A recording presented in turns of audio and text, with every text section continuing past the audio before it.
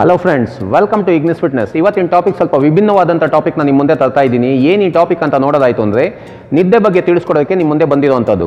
ಈಗ ನೀವು ಪ್ರಶ್ನೆ ಮಾಡ್ಬೋದು, ಸರ್ ಏನು ಒಂದು ನಿದ್ದೆಗಾಗಿ ಒಂದು ವೀಡಿಯೋನೇ ಮಾಡ್ತಾ ಇದ್ರಲ್ಲ, ಯಾಕೆ ಸರ್ ಅಂತ. ಸಾಕಷ್ಟು ಜನ ನನಗೆ ಕೇಳ್ತಾ ಇದ್ದಿದ್ದು, ಸರ್ ನಾನು ವರ್ಕೌಟಲ್ಲಿ ತುಂಬ ಹೆವಿ ವೆಯ್ಟ್ಸ್ ಯೂಸ್ ಮಾಡ್ತಾ ಇದ್ದೀನಿ, ಡಯಟಲ್ಲಿ ತುಂಬ ಸ್ಟ್ರಾಂಗ್ ಆಗಿ ಡಯಟ್ ಮಾಡ್ತಾ ಇದ್ದೀನಿ, ಬಟ್ ರಿಸಲ್ಟ್ಸ್ ವೈಸ್ ನನಗೆ ತುಂಬಾ ಸ್ಲೋ ಇದೆ ರಿಸಲ್ಟ್, ಯಾಕೆ ಅಂತ ಗೊತ್ತಿಲ್ಲ ಸರ್, ತಿಳಿಸ್ಕೊಡಿ ಅಂತ ಬಹಳಷ್ಟು ಜನ ಕೇಳ್ತಾ ಇದ್ರಿ. ಹಾಗಾಗಿ ಈ ವಿಡಿಯೋನ ನಿಮ್ಮ ಮುಂದೆ ತರ್ತಾ ಇರೋಂಥದ್ದು.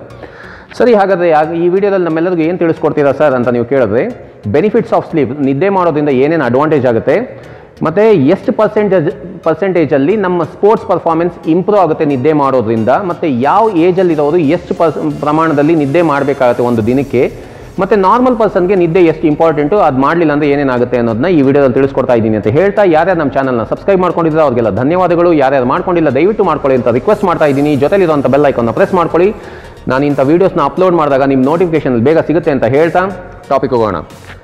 ಸರಿ, ಮೊದಲಿಗೆ ನಿದ್ದೆ ಅಂದಿದ ತಕ್ಷಣ ಎಲ್ಲರಿಗೂ ಒಂದು ಅನ್ಸೋದು ಒಂದು ರೀತಿಯಾದಂಥ ರಿಲ್ಯಾಕ್ಸೇಷನ್. ಹೌದು, ನಿಜ. ಕೆಲವರಿಗೆ ನಿದ್ದೆ ಅಂತ ಕೇಳಿದ ತಕ್ಷಣ ನಿದ್ದೆಗೆ ಹೋಗ್ಬಿಡ್ತಾ ಇರ್ತಾರೆ. ಹೌದು, ಆಗುತ್ತೆ. ಯಾಕೆ ಅಂದರೆ ನಿದ್ದೆ is one of a best work ಅಂತಲೇ ಹೇಳ್ಬೋದು. ಯಾಕೆಂದರೆ ಈಗಿನ ಪರಿಸ್ಥಿತಿಯಲ್ಲಿ ಅದು ಒಂದು ಕೆಲಸ ಥರ ಮಾಡಿಟ್ಕೊಂಡ್ಬಿಟ್ಟಿದ್ದಾರೆ. ಸರಿಯಾದ ರೀತಿಯಲ್ಲಿ ನಿದ್ದೆ ಮಾಡದೇ ಇರೋದ್ರಿಂದ ಅವ್ರ ಪರ್ಫಾರ್ಮೆನ್ಸ್ ತುಂಬ ಲೋ ಆಗ್ತಾ ಇರುತ್ತೆ. ನನಗೆ ಟೈಮ್ ಇಲ್ಲ ಸರ್ ಅಂತಾರೆ. ಅದರಿಂದ ಅವ್ರೇನು ಅನ್ಕೊತಾರೆ, ಟೈಮ್ ಇಲ್ಲದೆ ನಾನು ನಿದ್ದೆ ಮಾಡಿದೆ ನಾನು ಕೆಲಸ ಮಾಡಿಬಿಟ್ರೆ ಭಾಳಷ್ಟು ಚೆನ್ನಾಗಿರುತ್ತೆ ಅಂತ. ಅದೆಲ್ಲ ಆಗೋದಿಲ್ಲ. ಅದರಿಂದನೇ ಅದರದ್ದೇ ಆಗಿರುವಂಥ ಪ್ರಾಬ್ಲಮ್ಸ್ ಕ್ರಿಯೇಟ್ ಆಗೋದ್ರಿಂದಾಗಿ ನಿದ್ದೆಗೆ ತುಂಬಾ ಪ್ರಾಮುಖ್ಯತೆ ಕೊಡಬೇಕಾಗತ್ತೆ. ನಾವು ಉಸಿರಾಟಕ್ಕೆ ಹೇಗೆ ಪ್ರಾಮುಖ್ಯತೆ ಕೊಡ್ತೀವೋ, ಆಹಾರಕ್ಕೆ ಎಷ್ಟು ಪ್ರಾಮುಖ್ಯತೆ ಕೊಡ್ತೀವೋ, ನಿದ್ದೆಗೂ ಅಷ್ಟೇ ಪ್ರಾಮುಖ್ಯತೆ ಕೊಟ್ಟು ನಾವು ರೆಸ್ಟ್ ಮಾಡಿದಾಗಲೇ ನಾವು ಸ್ಪೋರ್ಟ್ಸ್ ಪರ್ಸನ್ ಆಗಿರ್ಬೋದು, ಇಲ್ಲ ನಾರ್ಮಲ್ ಪರ್ಸನ್ ಆಗಿರ್ಬೋದು, ನಮ್ಮ ಪರ್ಫಾರ್ಮೆನ್ಸ್ನ ಇಂಪ್ರೂವ್ ಮಾಡೋದಕ್ಕೆ ಬಹಳಷ್ಟು ಸಹಾಯ ಆಗುತ್ತೆ. ಹಾಗಾದರೆ ಈ ನಿದ್ದೆ ಮಾಡೋದ್ರಿಂದ ಏನೇನು ಬೆನಿಫಿಟ್ಸ್ ಇದೆ ಸರ್ ಅಂತ ನೀವು ಕೇಳಿದ್ರೆ, ಒಂದೊಂದಾಗಿ ನೋಡ್ತಾ ಹೋಗೋಣ. ಬೆನಿಫಿಟ್ಸ್ ಆಫ್ ಸ್ಲೀಪ್ ಅಂತ ನೋಡಿದ್ರೆ ಏನೇನು ಬೆನಿಫಿಟ್ಸ್ ಸಿಗುತ್ತೆ ಸರ್ ನಿದ್ದೆ ಮಾಡೋದ್ರಿಂದ ಅಂತ ನೀವು ಕೇಳೋದಾಯ್ತು ಅಂದರೆ, ಮೊದಲಿಗೆ ನೋಡೋದಾಯ್ತು ಅಂದರೆ ಫೋಕಸ್, ಏಕಾಗ್ರತೆ ಅಂತ ಹೇಳ್ತೀನಿ. ಚೆನ್ನಾಗಿ ನಿದ್ದೆ ಮಾಡೋದ್ರಿಂದ ನೀವು ಏನೇ ಕೆಲಸ ಕಾರ್ಯ ಮಾಡೋದಾಗಿರ್ಬೋದು, ಇಲ್ಲ ಸ್ಪೋರ್ಟ್ಸ್ ಪರ್ಸನ್ ಆಗಿರ್ಬೋದು, ಏಕಾಗ್ರತೆ ಚೆನ್ನಾಗಿ ಇಂಪ್ರೂವ್ ಆಗಿಬಿಡುತ್ತೆ. ಅದಕ್ಕಾಗಿ ಬೇಕಾಗಿರೋವಂಥದ್ದು. ಇನ್ನು ಎರಡನೇ ಪಾಯಿಂಟು, ಸಾಕಷ್ಟು ಪಾಯಿಂಟ್ಸ್ ಇದೆ ಫ್ರೆಂಡ್ಸ್. ಕೆಲವೊಂದು ಪಾಯಿಂಟ್ಸ್ನ ನಾನು ತುಂಬ ಪ್ರಾಮಿನೆಂಟ್ ಕೊಟ್ಟು ಹೇಳ್ತಾ ಇದ್ದೀನಿ. ದಯವಿಟ್ಟು ಈ ವಿಡಿಯೋನ ಕಡೆ ತನಕ ನೋಡ್ತಾ ಬನ್ನಿ, ಸಾಕಷ್ಟು ಇನ್ಫಾರ್ಮೇಷನ್ ಸಿಗುತ್ತೆ ನಿಮಗೆ. ಸರಿ, ಎರಡನೇ ಪಾಯಿಂಟಲ್ಲಿ ಏನು ಸರ್ ಹೇಳ್ತೀರಾ ಅಂದರೆ ಮಸಲ್ ರಿಕವರಿ. ಏನು ಸರ್ ಇದು ಮಸಲ್ ರಿಕವರಿ ಅಂದರೆ, ನಿಮಗೆಲ್ಲರಿಗೂ ಗೊತ್ತಿರಲಿ ಫ್ರೆಂಡ್ಸ್, ನಾವು ನಿದ್ದೆ ಮಾಡಿದಾಗ ಮಾತ್ರನೇ ನಮ್ಮ ಮಸಲ್ ರಿಕವರ್ ಆಗುವಂಥದ್ದು. ಅದರಲ್ಲೂ ಅದಕ್ಕೆ ಬೇಕಾಗಿರುವಂಥ ಗ್ರೋತ್ ಹಾರ್ಮೋನ್ ಏನಿರುತ್ತೆ ದಿನಕ್ಕೆ 2 ಟೈಮ್ ರಿಲೀಸ್ ಆಗುತ್ತೆ. ಒಂದು ವೆಯ್ಟ್ ಟ್ರೈನಿಂಗ್ ಮಾಡಿದಾಗ, ಇನ್ನೊಂದು ನಾವು ನಿದ್ದೆ ಚೆನ್ನಾಗಿ ಮಾಡಿದಾಗ ನಮಗೆ GH growth hormone, human growth hormone release ಆಗುವಂಥದ್ದು. ಅದು ಏನು ಮಾಡುತ್ತೆ, ನಮ್ಮದು ಮಸಲ್ ಫೈಬರ್ಸ್ ನಾವು ವರ್ಕೌಟ್ ಮಾಡಿದಾಗ ಏನು ಡ್ಯಾಮೇಜಸ್ ಆಗಿರುತ್ತೆ ಅದನ್ನು ಸರಿಯಾದ ರೀತಿಯಲ್ಲಿ ರಿಪೇರ್ ಮಾಡೋದಕ್ಕೆ, ಡೆವಲಪ್ ಮಾಡೋದಕ್ಕೆ, ಇಲ್ಲ ಟೋನ್ ಮಾಡೋದಕ್ಕೆ ಬಹಳಷ್ಟು ಸಹಾಯ ಮಾಡುತ್ತೆ ಈ ಗ್ರೋತ್ ಹಾರ್ಮೋನ್. ಅದಕ್ಕಾಗಿ ನಿದ್ದೆ ಮಾಡಬೇಕಾಗತ್ತೆ. ಇನ್ನು ಮೂರನೇ ಪಾಯಿಂಟ್ ಏನು ಮಾಡುತ್ತೆ ಸರ್ ನಿದ್ದೆ ಚೆನ್ನಾಗಿ ಮಾಡೋದ್ರಿಂದ ಅಂದರೆ, ಮಸಲ್ ಗ್ಲೈಕೋಜನ್ನ ಚೆನ್ನಾಗಿಟ್ಟಿರುತ್ತೆ.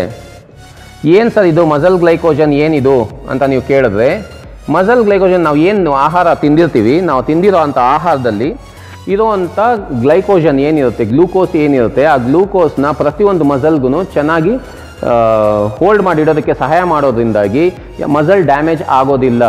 ಹಾಗಾಗಿ ಮಸಲ್ ಗ್ಲೈಕೋಜನ್ ತುಂಬ ಪ್ರಾಮುಖ್ಯತೆ ಹೊಂದಿರೋದ್ರಿಂದಾಗಿ ನಿದ್ದೆ ಅಷ್ಟೇ ಪ್ರಾಮುಖ್ಯತೆ ಹೊಂದಿರುತ್ತೆ. ಹಾಗಾಗಿ ನಿದ್ದೆ ಮಾಡಬೇಕಾಗತ್ತೆ. ಇನ್ನು 4ನೇ ಪಾಯಿಂಟ್ ನೋಡಿದ್ರೆ, ಗ್ಲೂಕೋಸ್ ಮೆಟಬಲೈಸ್ ಮಾಡೋದಕ್ಕೂ ಬೇಕಾಗುವಂಥದ್ದು. ಏನು ಸರ್ ಇದು ಅಂದರೆ, ನಾವು ತಿಂದಿರೋ ಆಹಾರದಲ್ಲಿ ಏನು ಆವಾಗಲೇ ಹೇಳ್ದಂಗೆ ಗ್ಲೂಕೋಸ್ ರಿಲೀಸ್ ಆಗಿರುತ್ತೆ, ಅಂದರೆ ಉತ್ಪತ್ತಿ ಆಗಿರುತ್ತೆ. ತಿಂದಿರೋ ಆಹಾರದಿಂದ ಉತ್ಪತ್ತಿ ಏನು ಮಾಡ್ಕೊಂಡಿರುತ್ತೆ, ಪ್ರೊಡ್ಯೂಸ್ ಮಾಡ್ಕೊಂಡಿರುತ್ತೆ, ಅದನ್ನು ಪ್ರತಿಯೊಂದು ಮಸಲ್ಗೂ ಯಾವ ರೀತಿಯಾಗಿ ಡಿವೈಡ್ ಮಾಡಬೇಕು, ಎಷ್ಟೆಷ್ಟು ಪ್ರಮಾಣದಲ್ಲಿ ಡಿವೈಡ್ ಮಾಡಬೇಕು, ಅದಕ್ಕೆಲ್ಲ ಯೂಸ್ ಮಾಡೋದಕ್ಕೆ ಬೇಕಾಗುವಂಥದ್ದು ಇದು ನಿದ್ದೆ ಆಗಿರುತ್ತೆ. ಇನ್ನು 5ನೇ ಪಾಯಿಂಟ್ ನೋಡಿದ್ರೆ ಏನು ಥರ ಸಹಾಯ ಮಾಡುತ್ತೆ ಸರ್ ಅಂದರೆ, ನಿಮಗೆ ಗೊತ್ತಿರಲಿ ಫ್ರೆಂಡ್ಸ್, ಅನ್ವಾಂಟೆಡ್ ವೆಯ್ಟ್ನ ತಡೆಗಟ್ಟುತ್ತೆ ಈ ನಿದ್ದೆ.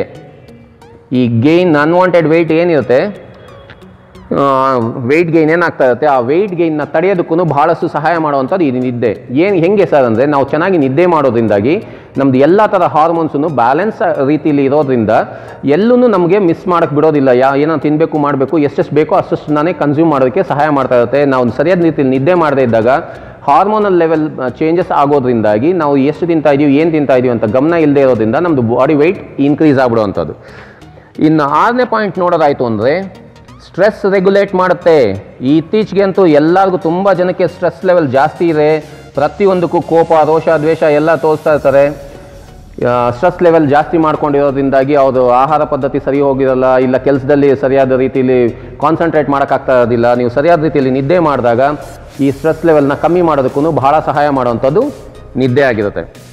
ಇನ್ನು 7ನೇ ಪಾಯಿಂಟ್ ನೋಡಿದ್ರೆ ಲೆಸ್ ಇಂಜುರಿ ರಿಸ್ಕ್. ಸ್ಪೋರ್ಟ್ಸಲ್ಲಿರೋರಿಗೆ ಇದು ಬಹಳ ಇಂಪಾರ್ಟೆಂಟಾಗಿ ಬೇಕಾಗಿರೋಂಥದ್ದು. ನೀವು ನಿದ್ದೆ ಮಾಡೋದ್ರಿಂದ ಯಾವುದೇ ರೀತಿಯಾದಂಥ ಇಂಜುರಿ ಈ ಫ್ರೀ ಸ್ಪೋರ್ಟ್ಸ್ ಆಡ್ಬೋದು ಅಂತಲೇ ಹೇಳ್ಬೋದು. ಈ ಫುಟ್ಬಾಲ್ ಆಗಿರ್ಬೋದು, ಬಾಸ್ಕೆಟ್ಬಾಲ್, ಈ ಫಿಸಿಕಲ್ ಆ್ಯಕ್ಟಿವಿಟೀಸ್ ಏನು ಇನ್ವಾಲ್ವ್ ಆಗಿರುತ್ತೆ, ನೀವು ಚೆನ್ನಾಗಿ ನಿದ್ದೆ ಮಾಡೋದ್ರಿಂದಾಗಿ, ಫಿಸಿಕಲ್ ಆ್ಯಕ್ಟಿವಿಟೀಸ್ ಅನ್ನೋದು ಒಂದೇ ಅಲ್ಲ, ಫಿಸಿಕಲ್ ಆ್ಯಕ್ಟಿವಿಟೀಸ್ ಆಗಿರ್ಬೋದು, ಇಲ್ಲ ಮೆಂಟಲಿ ಇನ್ವಾಲ್ವ್ಮೆಂಟ್ ಗೇಮ್ಸ್ ಆಗಿರ್ಬೋದು, ಅದಕ್ಕೆ ನೀವು ನಿದ್ದೆ ಮಾಡೋದ್ರಿಂದಾಗಿ ಇಂಜುರಿ ಆಗುವಂಥ ಚಾನ್ಸಸ್ ಬಹಳಷ್ಟು ಕಮ್ಮಿ ಮಾಡಿಬಿಡುತ್ತೆ.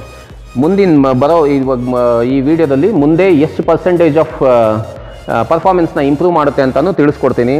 ಅದನ್ನು ನೋಡೋದಾಯಿತು ಅಂದರೆ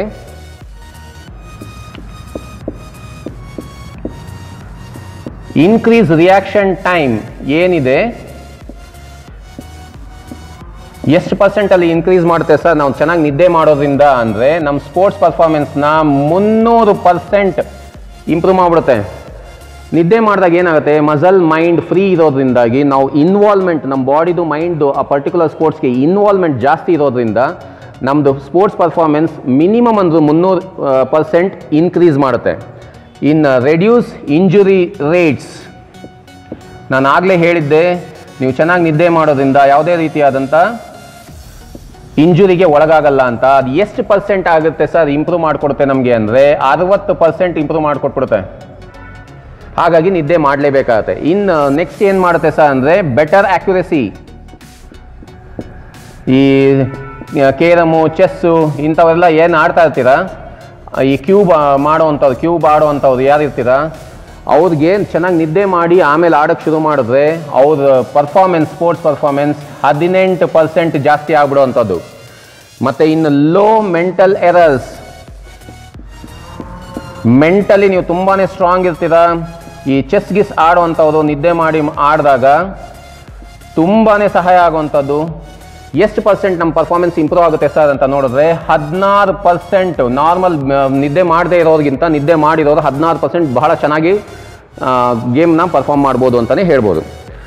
ಸರಿ ಸರ್, ಹಾಗಾದರೆ ಇದೆಲ್ಲ ಹೇಳ್ತಾ ಇದ್ದೀರಾ, ಒಂದು ಸರಾಸರಿ ಮನುಷ್ಯಂಗಾಗಲಿ, ಮಕ್ಳಿಗಾಗಲಿ, ಇಲ್ಲ ಹುಟ್ಟಿದ ಮಗುಗಾಗಲಿ ಎಷ್ಟು ನಿದ್ದೆ ಮುಖ್ಯ ಸರ್, ಎಷ್ಟು ಹೊತ್ತು ನಿದ್ದೆ ಮಾಡಬೇಕಾಗತ್ತೆ ಅಂತ ನೀವು ಕೇಳಿದ್ರೆ, ಅಡಲ್ಟ್ಸ್ ದೊಡ್ಡವ್ರಿಗಾಯ್ತು ಅಂದರೆ ಎಷ್ಟು ನಿದ್ದೆ ಬೇಕಾಗುತ್ತೆ ಸರ್ ಅಂತ ನೀವು ಕೇಳಿದ್ರೆ 7 ರಿಂದ 8 ಅವರ್ ಬೇಕಾಗುತ್ತೆ ಒಂದು ದಿನಕ್ಕೆ, ಪರ್ ಡೇ. ಇದ್ರಲ್ಲಿ ತೋರಿಸ್ತಾ ಇರೋವಂಥದ್ದೆಲ್ಲ ಒಂದು ದಿನಕ್ಕೆ ನಾನು ಹೇಳ್ತಾ ಇರೋವಂಥದ್ದು. ಇನ್ನು ಸ್ಕೂಲ್ ಗೋಯಿಂಗ್ ಚಿಲ್ಡ್ರನ್ಸ್ ಯಾರಿರ್ತಾರ, ಸ್ಕೂಲ್ಗೆ ಹೋಗೋ ಮಕ್ಕಳು ಯಾರಿರ್ತೀರ, ಅವ್ರಿಗೆ ಎಷ್ಟು ಬೇಕಾಗುತ್ತೆ ಅಂತ ನೋಡಿದ್ರೆ 9 ರಿಂದ 12 ಅವರ್ ಬೇಕಾಗುತ್ತೆ. ಆವಾಗ ಅವ್ರು ಓದೋದಕ್ಕೆ, ಮಾಡೋದಕ್ಕೆ, ಅವ್ರ ಫಿಸಿಕಲ್ ಆ್ಯಕ್ಟಿವಿಟೀಸ್ಗೆಲ್ಲ ಬಹಳಷ್ಟು ಸಹಾಯ ಆಗುತ್ತೆ. ಇನ್ನು ಹುಟ್ಟಿರೋ ಮಕ್ಕಳು ಇರ್ಬೋದು, ಇನ್ಫೆಂಟ್ಸ್ ಯಾರಿರ್ತೀರ, ಸಣ್ಣ ಹುಟ್ಟಿರೋ ಮಗು, ಈಗ ತಾನೇ ಹುಟ್ಟಿರೋಂಥ ಮಕ್ಕಳು ಎಷ್ಟು ನಿದ್ದೆ ಮಾಡಬೇಕಾಗತ್ತೆ ಸರ್ ಅಂದರೆ 12 ರಿಂದ 16 ಅವರ್ ನಿದ್ದೆ ಮಾಡಬೇಕಾಗತ್ತೆ. ನಿದ್ದೆ ಮಾಡಿದಾಗ ಅವ್ರಿಗೆ ಆರ್ಗನ್ಸ್ ಆಗಿರ್ಬೋದು, ಮಸಲ್ಸ್ ಆಗಿರ್ಬೋದು, ಪ್ರತಿಯೊಂದೂ ಚೆನ್ನಾಗಿ ಬೆಳೆಯೋದಕ್ಕೆ ಸಹಾಯ ಮಾಡಿಕೊಡುತ್ತೆ ಅಂತಲೇ ಹೇಳ್ಬೋದು. ಇನ್ನು ಸ್ಪೋರ್ಟ್ಸ್ ಪರ್ಸನ್ ಆಯಿತು ಅಂದರೆ ಎಷ್ಟು ನಿದ್ದೆ ಮಾಡಬೇಕಾಗತ್ತೆ ಸರ್ ಅಂತ ನೀವು ಕೇಳಿದ್ರೆ, ಸ್ಪೋರ್ಟ್ಸ್ ಪರ್ಸನ್ಗೆ 8 ರಿಂದ 10 ಅವರ್ ಮಿನಿಮಮ್ ಬೇಕಾಗತ್ತೆ. ಇದರಿಂದಾಗಿ ಅವ್ರದ್ದು ಸ್ಪೋರ್ಟ್ಸ್ ಪರ್ಫಾರ್ಮೆನ್ಸ್ ಚೆನ್ನಾಗಿ ಇಂಪ್ರೂವ್ ಮಾಡ್ಬೋದು. ಇದರಲ್ಲಿ ನಾನು ಹೇಳ್ತಾ ಇರೋವಂಥದ್ದು ಫ್ರೆಂಡ್ಸ್, ಒಂದು ಜ್ಞಾಪಕ ಇಟ್ಕೊಳ್ಳಿ, ಎಲ್ಲನೂ ಒಂದು ಶಾರ್ಟಲ್ಲಿ ಮಾಡಿದ್ರೆ ಭಾಳ ಚೆನ್ನಾಗಿ ಅಡ್ವಾಂಟೇಜಸ್ನ ನೋಡ್ಬೋದು. ಕೆಲವ್ರು ಏನು ಮಾಡ್ತಾರೆ, ಟೈಮ್ ಇಲ್ಲದೆ ಇರೋದ್ರಿಂದ ಈಗ 1-2 ಅವರ್, ಮಧ್ಯಾಹ್ನ 1-2 ಅವರ್, ಸಾಯಂಕಾಲ 1-2 ಅವರ್, ರಾತ್ರಿ 1-2 ಅವರ್ ಅಂತ ಮಾಡ್ತೀರಾ. ಅದು ಅಷ್ಟು ಪರ್ಫಾರ್ಮೆನ್ಸ್ ಇಂಪ್ರೂವ್ ಮಾಡೋಕ್ಕೆ ಸಹಾಯ ಮಾಡೋದಿಲ್ಲ. ಯಾಕೆಂದರೆ ಒಂದು ಲಾಂಗ್ ರನ್ನಲ್ಲಿದ್ದಾಗ, ತುಂಬ ಲಾಂಗ್, ಇವಾಗ 7 ಅವರ್ ಅಂದರೆ ಕಂಟಿನ್ಯೂಸ್ 7 ಅವರ್, 9 ಅವರ್ ಅಂದರೆ 9 ಅವರ್ ನೀವು ನಿದ್ದೆ ಮಾಡಿದಾಗ ತುಂಬ ಬೇಗ ಮಸಲ್ ರಿಕವರ್ ಆಗುತ್ತೆ, ಬಾಡಿ ಮೈಂಡ್ ಚೆನ್ನಾಗಿ ರಿಲ್ಯಾಕ್ಸ್ ಆಗೋದ್ರಿಂದಾಗಿ ನೀವು ಇನ್ವಾಲ್ವ್ಮೆಂಟ್ ಮಾಡೋವಂಥ ಯಾವುದೇ ಸ್ಪೋರ್ಟ್ಸ್ ಆಗಿರ್ಬೋದು, ಇಲ್ಲ ನಾರ್ಮಲ್ ಲೈಫ್ ಸ್ಟೈಲಲ್ಲಿ ಇರ್ಬೋದು, ಕೆಲಸ ಕಾರ್ಯಗಳಲ್ಲಿ ನೀವು ಚೆನ್ನಾಗಿ ತೊಡಗಿಸ್ಕೋಬೋದು ನಿಮ್ಮನ್ನು ನೀವೇ ಅನ್ನೋದನ್ನ ಹೇಳ್ಬೋದು. ಇನ್ನು ಹಾಗಾದರೆ ನಾರ್ಮಲ್ ಪರ್ಸನ್ಸ್ಗೆ ಯಾವ ಥರ ಎಫೆಕ್ಟ್ ಮಾಡುತ್ತೆ ಸರ್ ಈ ನಿದ್ದೆ ಮಾಡಲಿಲ್ಲ ಅಂತ ನೀವು ಕೇಳಿದ್ರೆ, ನಾರ್ಮಲ್ ಪರ್ಸನ್ ಸರಿಯಾದ ರೀತಿಯಲ್ಲಿ ನಿದ್ದೆ ಮಾಡಲಿಲ್ಲ ಅಂದರೆ ಏನಾಗುತ್ತೆ ಅಂತ ನೋಡಿದ್ರೆ, ಹಾರ್ಟ್ ಡಿಸೀಸ್ ಬರುವಂಥದ್ದು,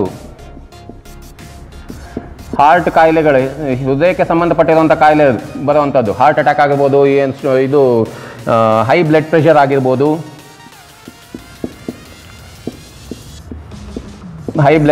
ಆಗಿರ್ಬೋದು, ಇಂಥವು ಬರೋದು. ಇಲ್ಲಾಂದರೆ ಡಯಾಬಿಟಿಕ್ಗೆ ಒಳಪಡ್ತೀರಾ, ಇದು ಸಾಕಷ್ಟು ಜನಕ್ಕೆ ಗೊತ್ತಿಲ್ಲ. ನಾನು ಏನಕ್ಕೋ ಡಯಾಬಿಟಿಕ್ ಆಗ್ಬಿಟ್ಟಿದೆ ಸರ್, ನಾನು ಚೆಕ್ ಮಾಡಿಸಿದಾಗ ಡಯಾಬಿಟಿಕ್ ಅಂದ್ಬಿಟ್ರು ಡಾಕ್ಟ್ರು ಅಂತಾರೆ. ಹೌದು ನಿಜ, ಸರಿಯಾದ ರೀತಿಯಲ್ಲಿ ನಿದ್ದೆ ಮಾಡದೇ ಇದ್ದಾಗ, ಇಲ್ಲ ಸ್ಟ್ರೋಕ್ ಆಗ್ಬೋದು. ಸ್ಟ್ರೋಕ್ ಆಗೋದಕ್ಕೂ ನಿದ್ದೆ ಕಾರಣ ಆಗಿರುತ್ತೆ. ನೀವು ಸರಿಯಾದ ರೀತಿಯಲ್ಲಿ ನಿದ್ದೆ ಮಾಡಲಿಲ್ಲ ಅಂದರೆ ಸ್ಟ್ರೋಕ್ ಆಗೋಂಥ ಚಾನ್ಸಸ್ ಜಾಸ್ತಿ ಇರುತ್ತೆ. ಇನ್ನು ಕಿಡ್ನಿಗೆ ಸಂಬಂಧಪಟ್ಟಿರೋಂಥ ಕಾಯಿಲೆ ಬರ್ಬೋದು. ಹಾಗಾಗಿ ನಿದ್ದೆನ ತುಂಬಾ ಪ್ರಾಮುಖ್ಯತೆ ಕೊಟ್ಟು ನಿದ್ದೆ ಮಾಡಬೇಕಾಗತ್ತೆ. ಅದಕ್ಕೆ ಅಂತ ನೀವು ಟೈಮ್ ತೆಗೆದು ನಿದ್ದೆ ಮಾಡೋವಂಥದ್ದು ಮಾಡಲೇಬೇಕು. ದಯವಿಟ್ಟು ನಿದ್ದೆನ ಅವಾಯ್ಡ್ ಮಾಡೋಕ್ಕೆ ಹೋಗಬೇಡಿ ಫ್ರೆಂಡ್ಸ್. ಎಷ್ಟಾಗುತ್ತೆ ಸಾಧ್ಯವಾದಷ್ಟು ಟೈಮ್ ಸಿಕ್ಕಿದಾಗ ನೀವು ನಿದ್ದೆ ಮಾಡೋದ್ರಿಂದಾಗಿ ನಿಮ್ಮ ಸ್ಪೋರ್ಟ್ಸ್ ಪರ್ಫಾರ್ಮೆನ್ಸ್ನ ಇಂಪ್ರೂವ್ ಮಾಡೋದಕ್ಕೂ ಸಹಾಯ ಮಾಡುತ್ತೆ. ಅದೇ ರೀತಿ ನಾರ್ಮಲ್ ಪರ್ಸನ್ ಲೈಫ್ ಲೀಡ್ ಮಾಡೋದಕ್ಕೂ ಈ ನಿದ್ದೆ ಅನ್ನೋದು ಬಹಳಷ್ಟು ಸಹಾಯ ಮಾಡುತ್ತೆ. ಹಾಗಾದರೆ ನಾರ್ಮಲ್ ಪರ್ಸನ್ಗೆ ಅಂತಾನೆ ಆಗಲಿ, ಇಲ್ಲ ಸ್ಪೋರ್ಟ್ಸ್ ಪರ್ಸನ್ಗೆ ಅಂತಾನೆ ಆಗಲಿ, ನಿದ್ದೆ ಮಾಡೋದ್ರಿಂದ ಬೇರೆ ಏನು ಅಡ್ವಾಂಟೇಜ್ ಇದೆ ಅಂದರೆ ಮಸಲ್ ಮೆಮೊರಿ ಚೆನ್ನಾಗಾಗುತ್ತೆ, ತುಂಬ ವರ್ಷ ಆರೋಗ್ಯವಾಗಿ ಬದುಕ್ಬೋದು, ತಿನ್ನೋವಂಥ ಆಹಾರನ ಚೆನ್ನಾಗಿ ಡೈಜೆಸ್ಟ್ ಮಾಡ್ಕೋಬೋದು, ಮತ್ತು ಯಾವುದೇ ರೀತಿಯಾದಂಥ ಆರೋಗ್ಯಕ್ಕೆ ಇದು ಸಂಬಂಧಪಟ್ಟ ಕಾಯಿಲೆಗಳಿಲ್ಲದೆ ನೀವು ನಿಮ್ಮ ಲೈಫ್ನ ಲೀಡ್ ಮಾಡ್ಬೋದು ಅಂತ ಹೇಳ್ತಾ ಈ ವಿಡಿಯೋದಲ್ಲಿ ಸಾಕಷ್ಟು ಇನ್ಫಾರ್ಮೇಷನ್ನ ನಿಮ್ಮ ಜೊತೆ ಶೇರ್ ಮಾಡಿದ್ದೀನಿ ಅಂತ ಅಂದ್ಕೊಂಡಿದ್ದೀನಿ ಫ್ರೆಂಡ್ಸ್. ನೀವು ಅಷ್ಟೇ ನಿದ್ದೆಗೆ ಪ್ರಾಮುಖ್ಯತೆ ಕೊಡಿ ಅಂತ ಇನ್ನೊಂದು ಸಲ ಕೇಳ್ಕೊತಾ ಈ ವಿಡಿಯೋನ ಇಲ್ಲಿಗೆ ಮುಗಿಸ್ತಾ ಇದ್ದೀನಿ. ನೆಕ್ಸ್ಟ್ ವಿಡಿಯೋದಲ್ಲಿ ಸಿಗೋ ತನಕ ಸ್ಟೇ ಫಿಟ್, ಸ್ಟೇ ಹೆಲ್ತಿ. ಅಲ್ಲಿವರೆಗೂ ಬಾಯ್.